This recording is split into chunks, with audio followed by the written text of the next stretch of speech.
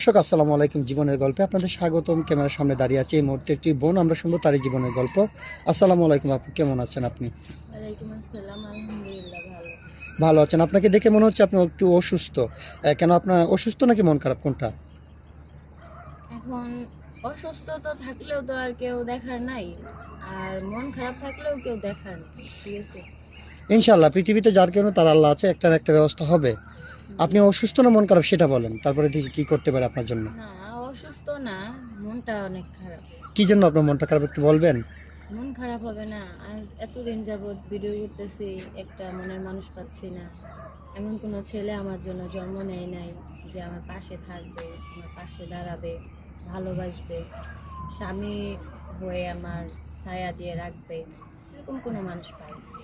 মন তো খারাপ হওয়ারই কথা, স্বাভাবিক। ঠিক আছে আপু, বুঝতে পেরেছি। যাই হোক, হতে পারে এটাই আপনার জীবনের শেষ ভিডিও, আর কখনো ভিডিও করতে হবে না।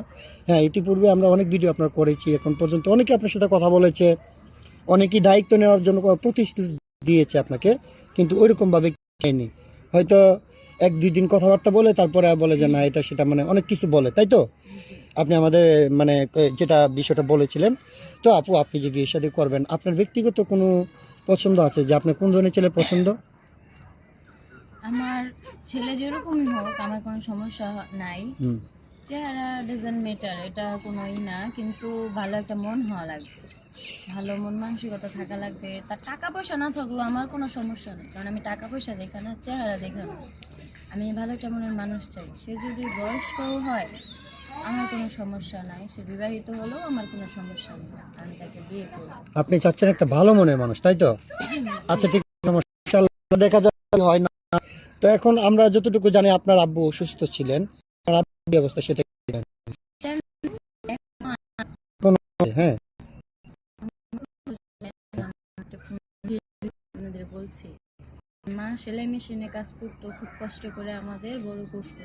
জি। আমার বাবা সাধারণ একটা পায়ে রিক্সা চালাইতো। এখন অটো রিক্সা চালাইলেও টাকা ইনকাম করা যায়, কিন্তু পায়ে রিক্সা চালায় ভাই রোদ্রের ভিতরে মাথায় নাই। রোদ্রের ভিতরে একটা লোক রিক্সা চালায় সারাটা দিন, দুপুরে খাওয়া ঠিক নেই, এই যে সকালবেলা বের হয়ে রাত্রে আসে, সারাদিন না খায় ইনকাম করে 300 350 এর উপরে কখন উঠতে পারে না। তো এটা দিয়ে আমার পড়াশোনা করাইছে এসএসসি পর্যন্ত, আমার বোনের পড়াশোনা করাইতেছে, আমার সংসার, আমার মা যে আছে এটা তো আমাদেরই না। জি জি, এই অবশ্যই। সংসারটা আমার বাবা চালাইতেছে টুকটাক, আমার মা সেলাই মেশিনে কাজ করে চালাইতো। অসুস্থ পড়ছে, গাড়ি অ্যাক্সিডেন্ট করে, তারপরে আমার মা সেলাই মেশিনটা, আমার ফোনটা বিক্রি করে দিয়ে বাবা চিকিৎসা করছে। আচ্ছা আচ্ছা, ঠিক আছে আপু, বুঝতে পেরেছি। এখন আপনার সাথে যোগাযোগ করার কোনো মাধ্যম নেই? না, আপনার আপনাদের মাধ্যমে। আমাদের মাধ্যমে করতে হবে। সুপ্রিয় দর্শক, এই মুহূর্তে দেখতে পাচ্ছেন ডিসপ্লেতে একটি নাম্বার, এই নাম্বারটা হচ্ছে আমাদের ইউটিউব চ্যানেল কর্তৃপক্ষের নাম্বার। কোনো ভাই যদি মিথিলা আপুর দায়িত্ব